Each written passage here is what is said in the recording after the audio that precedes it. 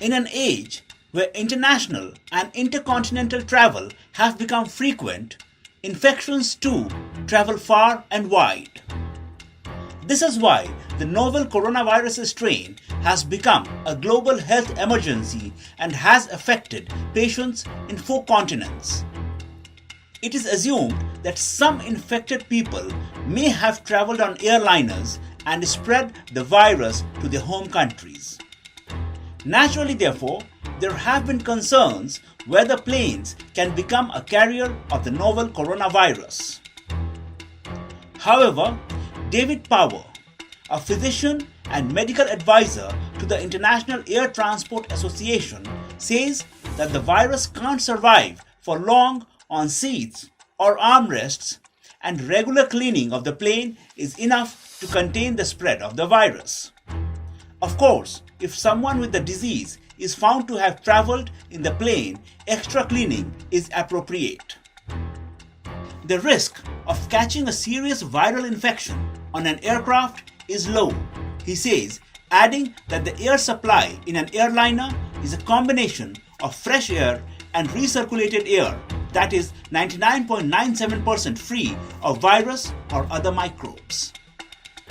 However, Power says that the greatest risk of infection on a flight comes from physical contact with another person. And for this, he recommends what almost everybody knows but rarely practices. David Power says that the best way to avoid the coronavirus is frequent hand washing. Just shaking hands with somebody will be a greater risk by far for catching the infection than some dry surface like seats and armrests that have no biological material on it. Therefore, the best way to prevent infections is to wash hands or use hand sanitizer, or preferably do both. He says one should wash their hands and dry them, and wherever that is not possible, an alcohol-based sanitizer should be used. On increasing use of masks and gloves, the leading physician is skeptical. He says masks and gloves do a better job of spreading bugs than stopping them. He says masks are best used by infected people to protect others.